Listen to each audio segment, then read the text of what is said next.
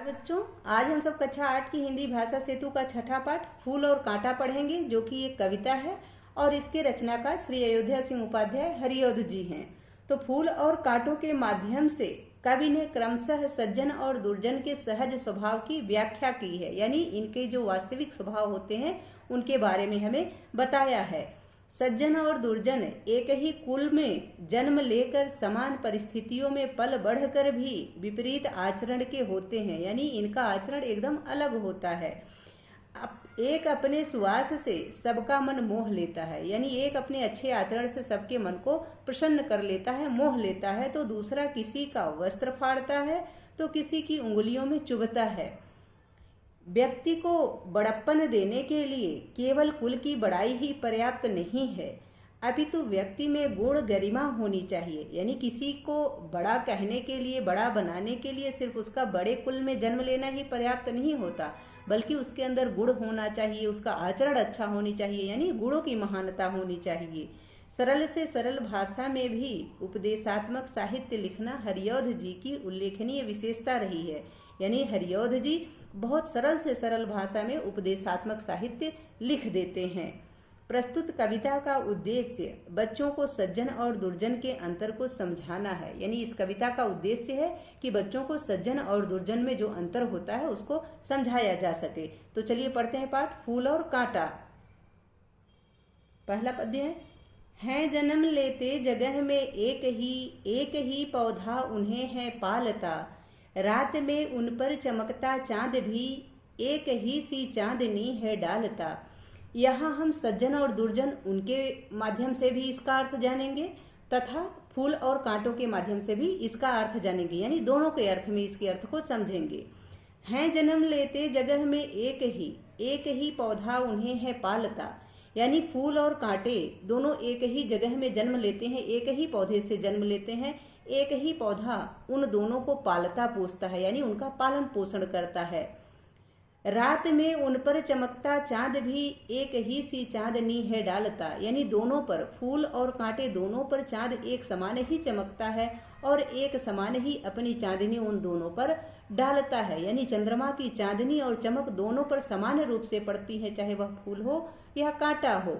इसी प्रकार सज्जन और दुर्जन व्यक्ति का भी है कि दोनों एक ही कुल में जन्म लेते हैं, यानी एक ही माता पिता की संतान होते हैं। सज्जन और दुर्जन दोनों व्यक्ति एक ही माता पिता उन दोनों को पालते हैं, जैसे एक ही पौधा उन्हें है पालता, यानी एक ही माता पिता उन दोनों का पालन पोषण भी करते हैं, सज्जन का भी और दुर्जन का भी।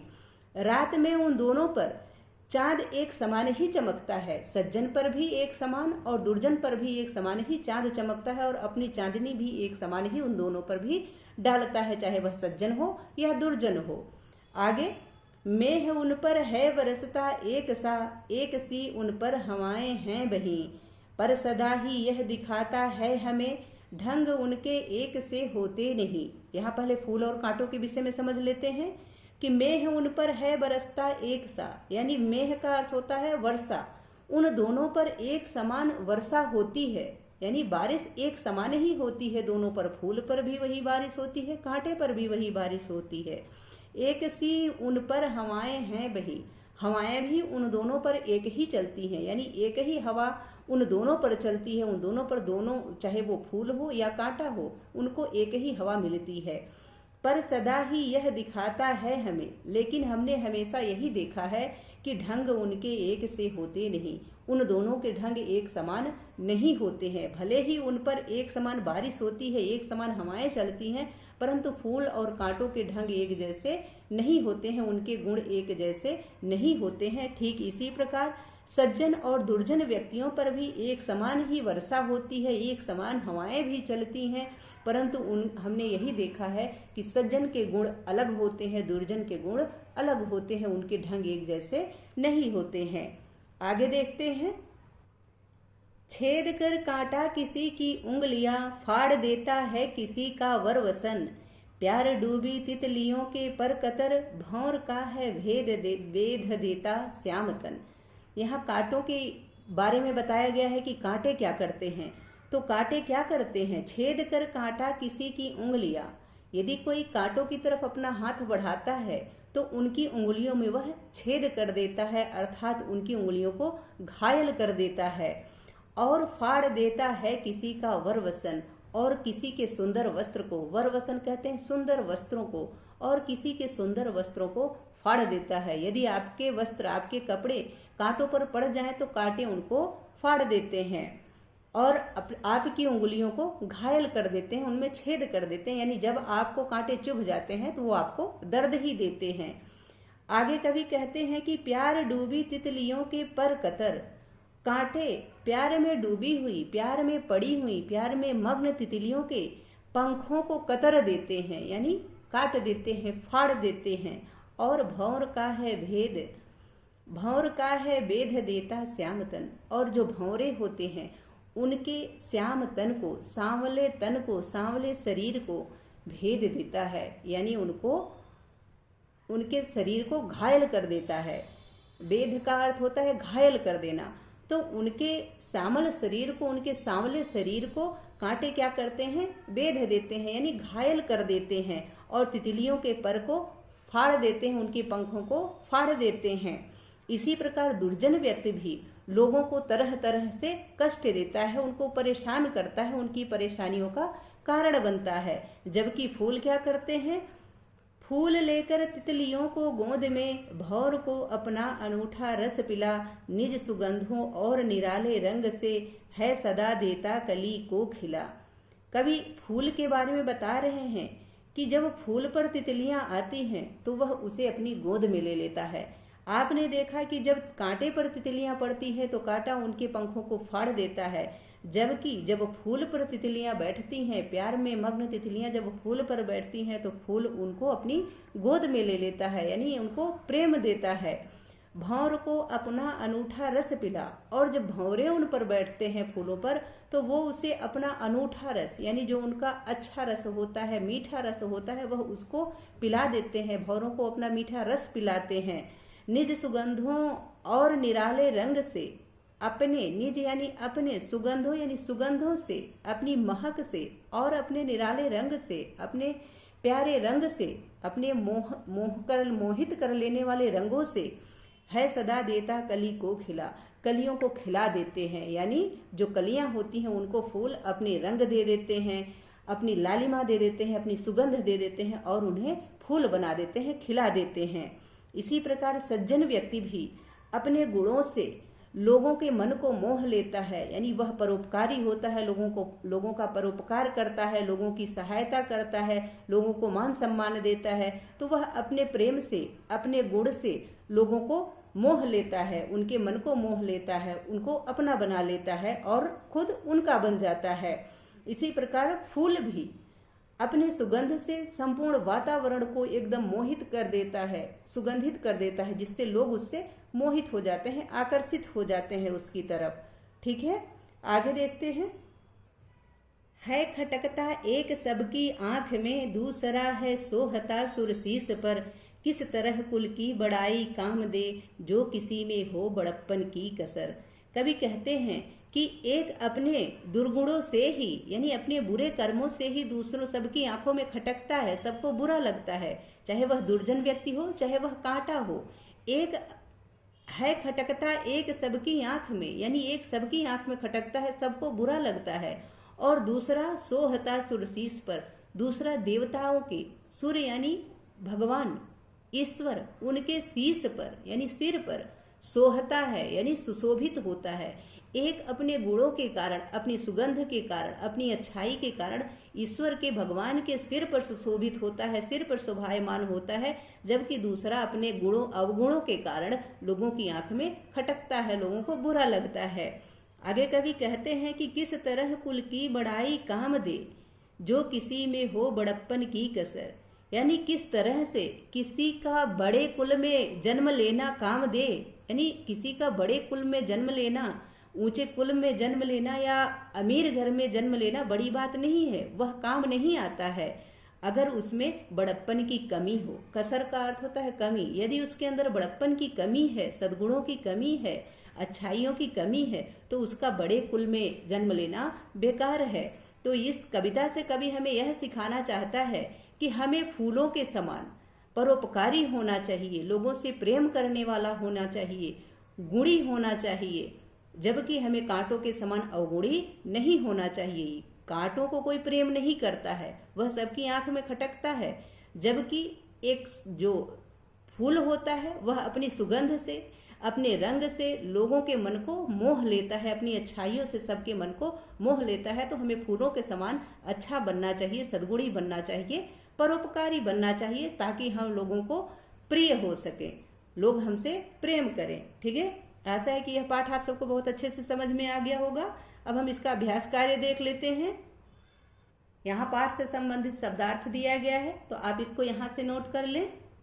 आगे है अभ्यास प्रश्न, बोध और विचार, बहुविकल्पी प्रश्न, सही विकल्प चुने। पहला प्रश्न है फूल और कांटा शीर्षक कविता के कवि कौन है? तो उत्तर है अयोध्या सिंह उपाध्याय हरिऔध, इसलिए घ ऑप्शन सही है। दूसरा प्रश्न है इस कविता में किसके बारे में कहा गया है कि दोनों एक ही जगह जन्म लेते हैं?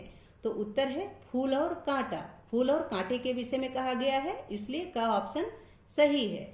आगे है तीसरा प्रश्न, इस कविता में कवि क्या कहना चाहता है? तो इसका उत्तर है सभी अपने कर्मों से महान बनते हैं, अपने कर्मों से ही प्यार और सम्मान हासिल होता है, कुल बड़ा होने से कोई बड़ा नहीं हो जाता है, यानी उपरोक्त सभी, इसलिए घ ऑप्शन सही है। आगे है चौथा प्रश्न, इस कविता के अनुसार कौन सबकी आंख में खटकता है? तो उत्तर है कांटा, इसलिए ख ऑप्शन सही है। दूसरा प्रश्न है, पांचवा प्रश्न है कांटा क्यों किसी का प्रिय नहीं होता? तो उत्तर है वह उंगलियों को छेद देता है, कपड़े फाड़ देता है, तितलियों के पर कतर देता है, अर्थात उपरोक्त सभी, इसलिए घ ऑप्शन सही है। आगे है लघु उत्तरीय प्रश्न। पहला प्रश्न है फूल और कांटे के जन्म एवं पालन पोषण में क्या समानताएं हैं? तो इसका उत्तर है फूल और कांटे का जन्म एक ही पौधे से होता है तथा उनका पालन पोषण भी एक ही पौधे से होता है, ये उनमें समानताएं हैं। दूसरा प्रश्न है कांटा लोगों के साथ कैसा व्यवहार करता है? तो इसका उत्तर है कांटा लोगों की उंगलियों में छेद कर देता है तथा उनके कपड़े फाड़ देता है, यानी किसी के साथ अच्छा व्यवहार नहीं करता है।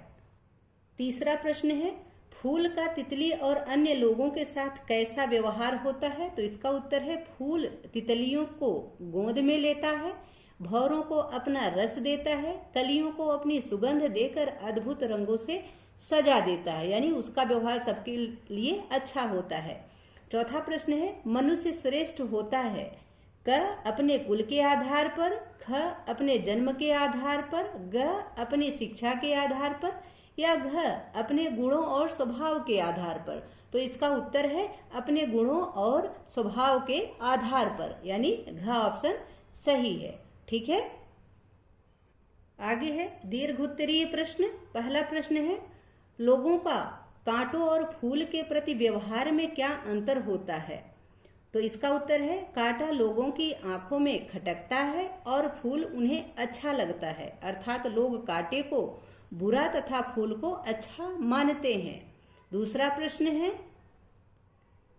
फूल और कांटे के व्यवहार के अंतर से कवि हमें क्या समझाना चाह रहा है? तो उत्तर है फूल और कांटे के व्यवहार के अंतर से कवि हमें यह समझाना चाह रहा है कि बड़ा बनने के लिए कुल की बड़ाई काफी नहीं है, बल्कि बड़ा बनने के लिए हमें अच्छे काम करने चाहिए, यानी हमें अपने गुण और स्वभाव को अच्छा बनाना चाहिए।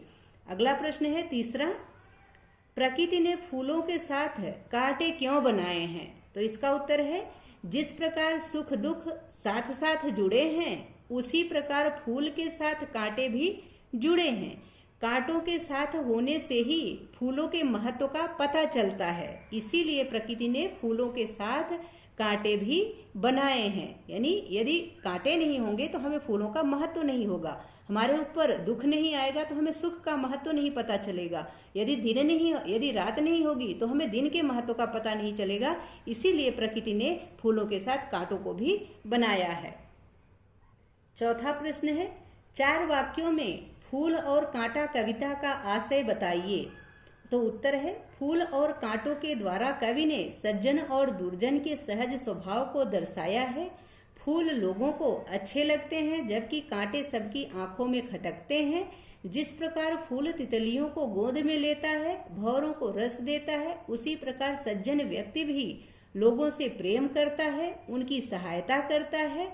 वही कांटे दूसरों को कष्ट देते हैं तथा दुर्जन व्यक्ति भी दूसरों को कष्ट ही देता है। यानी दुर्जन व्यक्ति की वजह से भी लोगों को नुकसान ही होता है, कष्ट ही होता है, ठीक उसी प्रकार जैसे कांटों से होता है। आगे 5वां प्रश्न है, सप्रसंग व्याख्या कीजिए। है खटकता एक सबकी आंख में, दूसरा है सोहता सुरसीस पर। किस तरह कुल की बड़ाई, काम दे जो किसी में हो बड़प्पन की कसर। तो इसी का आपको सप्रसंग व्याख्या करनी है। तो इसका प्रसंग है, उत्तर देखिए। प्रसंग, प्रस्तुत पद्यांश हमारी पाठ्य पुस्तक भाषा सेतु के पाठ 6 फूल और कांटा नामक पाठ से अवतरित है, यानी लिया गया है, जिसके रचनाकार कवि अयोध्या सिंह उपाध्याय हरिऔध जी हैं। इसकी व्याख्या इस प्रकार है। कांटा सभी की आंखों में खटकता है, अर्थात किसी को भी अच्छा नहीं लगता है, जबकि फूल देवताओं के सिर पर शोभायमान होता है। कवि का कथन है कि यदि किसी में बड़प्पन यानी महानता की कमी हो तो उसके कुल की बड़ाई कुछ नहीं कर सकती, अर्थात व्यक्ति अपने गुण और स्वभाव से बड़ा होता है, कुल से नहीं। कोई भी व्यक्ति अपने गुण से, स्वभाव से बड़ा होता है, अपने सत्कर्म से बड़ा होता है, बड़े कुल में जन्म लेने से बड़ा नहीं होता है। आगे 6वां प्रश्न है, आशय स्पष्ट कीजिए। क है कुल की बड़ाई, तो कुल की बड़ाई से आशय है, इसका आशय है परिवार का मान सम्मान। दूसरा ख है प्यार में डूबी तितलियां, तो उत्तर इसका आशय है कि तितलियां फूलों के प्रेम में पड़ी रहती हैं, अर्थात वे फूलों के आसपास ही मंडराती रहती हैं। आगे ग है जी की कली खिलना। जी की कली खिलाना यानी इसका आशय है लोगों का मन मोह लेना, यानी जी की कली खिलाना का अर्थ होता है लोगों का मन मोह लेना, अर्थात फूल अपनी सुगंध से वातावरण को खुशनुमा बनाकर लोगों को अपनी ओर आकर्षित कर लेता है, उनका मन मोह लेता है। ठीक है। आगे है भाषा बोधन। पहला प्रश्न है इसमें, निम्नलिखित के विलोम शब्द लिखिए, यानी सज्जन के, फूल के, वर के, जन्म के, रात के, इनका विलोम शब्द लिखना है। तो सज्जन का विलोम होता है दुर्जन, फूल का कांटा, वर का श्राप। एक यदि आप इसको वर के अर्थ में ले तो वर और बधु, इसका उल्टा होगा बधु, लेकिन यहाँ वर यानी वरदान है तो उसका उल्टा हुआ, उसका विपरीत अर्थ हुआ श्राप। ठीक है, यानी वर का विलोम श्राप। जन्म, जन्म का विलोम मृत्यु, रात का विलोम दिन। ठीक है। दूसरा प्रश्न है, अलंकार का भेद बताइए। क मेह उन पर है बरसता एक सा, एक सी उन पर हवाएं हैं बही। तो इसमें उपमा अलंकार है, यानी दिया गया है कि दोनों पे एक जैसी हवाएं बही हैं, एक जैसी बारिश हुई है। ठीक है, तो उपमा दी गई है। ख है खटकता एक सबकी आंख में, दूसरा है सोहता सुरसीस पर। तो यहाँ एक ही वर्ण की, जैसे क वर्ण की, यहाँ क वर्ण की तथा स वर्ण की आवृत्ति हुई है, इसलिए इसमें अनुप्रास अलंकार है। ठीक है, जहां वर्णों की आवृत्ति हो वहां अनुप्रास अलंकार होता है।